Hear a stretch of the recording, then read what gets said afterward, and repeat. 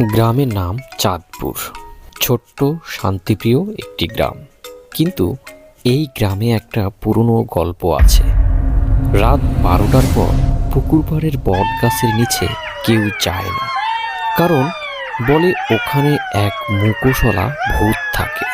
একদিন শহর থেকে এক তরুণ ছবি তোলার জন্য আসে, নাম রাহুল।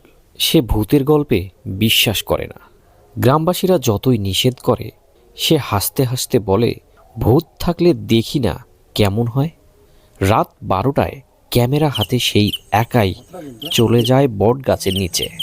বাতাসে অদ্ভুত ঠান্ডা, চারপাশে পোকামাকড়ের শব্দ থেমে যায়।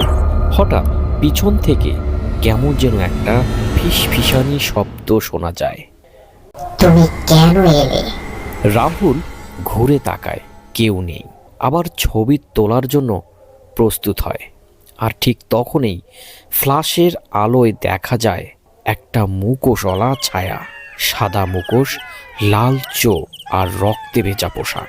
রাহুল চিৎকার করে দৌড়াতে শুরু করে, কিন্তু যত দৌড়ায় পায়ের নিচের মাটিগুলো তত নরম হয়ে যায়, যেন কাদায় টেনে নিয়ে যাচ্ছে তাকে। শেষবার গ্রামের এক লোক তার ক্যামেরাটা পেয়েছিল বট গাছের নিচে, ভাঙ্গা অবস্থায়। সেই ক্যামেরার ছবিতে দেখা যায় রাহুলের পেছনে দাঁড়িয়ে আছে সেই মুখোশওয়ালা ভূত। বন্ধুরা, ভিডিওটি কেমন লেগেছে অবশ্যই কমেন্ট করে জানাবেন।